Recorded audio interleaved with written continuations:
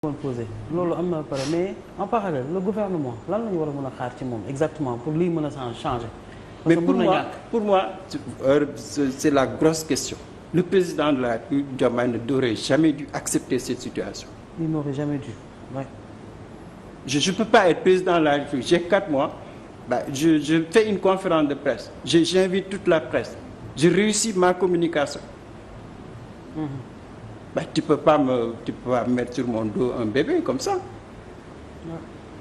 Et le président, il aurait dû, dès le départ. Ils vont boycotter les activités du gouvernement. Mais le président n'aurait jamais dû accepter ce faux débat-là.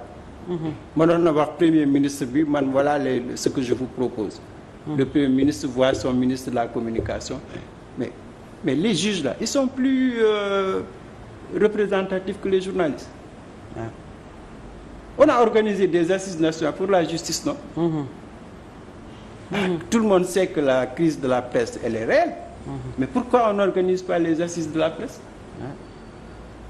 Nous defee ñeen som jubanti xamoo jubanti jubanti mais la presse en a besoin. Moi c'est ça que je ne comprends pas. Comment le président de la République peut ne pas voir les conséquences négatives de cette tension-là. C'est que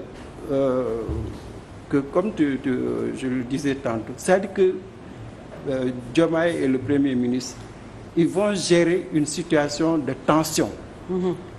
Et c'est la désinformation qui risque d'être la menace la plus sérieuse pour ce gouvernement-là. Donc il faut que le président et le Premier ministre qu'ils comprennent que l'enjeu de cette journée sans presse, c'est qu'il faut reprendre l'initiative. Le gouvernement ne peut pas laisser la presse comme ça, dans un état de tension, de manipulation, mais c'est même pas bon pour son image. Je pense que, j'espère que le président dina jël initiative pour rencontrer les patrons de presse, mais envisager des assises de la presse. Le mal est trop profond. Trop profond. Ouais. Et ça demande réellement une volonté politique. te fi ñu toll léegi au niveau de la presse il y a les pros il y a les contre donc li doyen di ngeen doon wax keroog moom moo fi nekk ba tey. Rien n'a changé ñii dañuy far ci état ñii faruñu ci état. C'est pas pro ou contre, c'est justement le président de la République. Mais il doit accepter que dans la presse il y a des lignes éditoriales différentes. Quand même. Il y a une presse professionnelle indépendante, mais il y a une presse qui est gérée par des hommes d'affaires. Mais c'est ça le pluralisme. Mënuñu bañ des sensibilités différentes dans la presse. Il faut qu'ils acceptent le pluralisme, composer avec tout le monde et garantir la liberté d'expression. Mu bañ a nekk comme on le dit là, pro ou anti. Ça c'est pas en plus ce n'est même pas vrai. Que loolu ça crée que des tensions inutiles. Il y a une presse professionnelle mënoo ci ñoom dara, c'est le 4e pouvoir. Mais il y a une autre presse ñi nga xam ne c'est des hommes d'affaires qui mais c'est cette presse là qui est encouragée nag doyen ñi nga xam ne dañuy taxaw juste pour ku wax rek le professionnel bu waxee réew nga génnee leneen beneen argumenté. Non foofu la ñu toll. Mais pour moi le professionnel c'est l'information. Honnêtement amul beneen définition. Dans tous les pays du monde il y a des gens qui ne travaillent que sur l'information. Mais am na aussi des hommes d'affaires, les grandes sociétés d'entreprises de presse à l'échelle internationale. C'est des capitalistes qui gèrent ça. Tout à fait. Mais ñooñu mënoo leen faire disparaître.